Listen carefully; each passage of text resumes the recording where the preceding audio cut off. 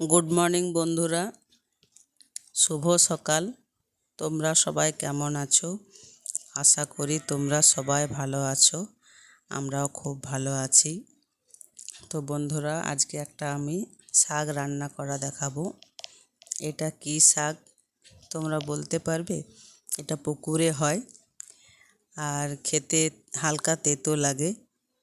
তো আমাদের পুকুরে হয়েছে শাকগুলো। আমি তুলে নিয়ে এলাম শাকগুলো পুকুর থেকে, তারপর ভালো করে বেছে নিলাম। এখন বৃষ্টি হচ্ছে তো ওই জন্য শাকগুলো একটু ভালো হয়েছে, একটু বড় বড় হয়েছে। তারপর ভালো করে বেছে নিলাম, বেছে নিয়ে ধুয়ে নিলাম। তারপর ধুয়ে নিয়ে এই যে কড়াইয়ে তেল চাপিয়ে দিয়েছি। তারপর পেঁয়াজ আর কাঁচা লঙ্কা কেটে নিয়েছি।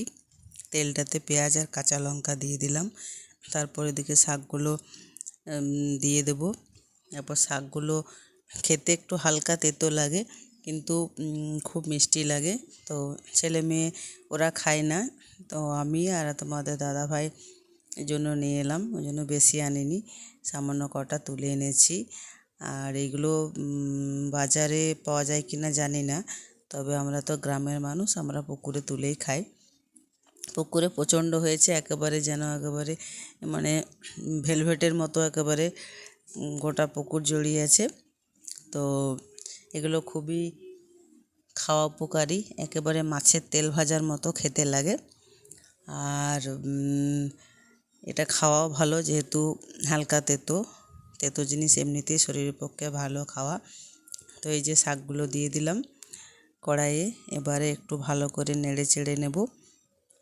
পুরো ভালো করে একেবারে ভাজা ভাজা করতে হবে, মানে একটু কাঁচা কাঁচা রাখলে ভালো লাগবে না। একেবারে ভেজে ভেজে ভেজে ভেজে কালো করে নিতে হবে, তাহলেই ভালো লাগবে, একেবারে মাছের তেলের মতো। আর শুকনো ভাতেতে এটা খুবই টেস্টি লাগে। তো এই যে একটু নুন দিয়ে দিলাম। আর শাকে তো হলুদ দিতে নেই। তো বন্ধুরা, তোমরা শাকে হলুদ দাও কিনা কমেন্টে জানাবে। আমরা শাকে হলুদ দিই না। এই যে ভেজে নিলাম, ভেজে ভেজে একেবারে কম হয়ে গেল। দেখো কি সুন্দর লাগছে, মাছের তেলের ভাজার মতো। অনেকে আবার আলুও দেয়, তো আলু দিলেও ভালো লাগে খেতে। তো আমি আলু দিলাম না, শুধু পেঁয়াজ দিয়ে ভাজলাম। আর এই যে বাটিতে তুলে নিলাম, গরম গরম ভাতে এটা পরিবেশন করব। তো বন্ধুরা, ভিডিওটা কেমন লাগলো অবশ্যই লাইক কমেন্ট করবেন, আর ভালো লাগলে আমার পাশে থাকবেন। টাটা।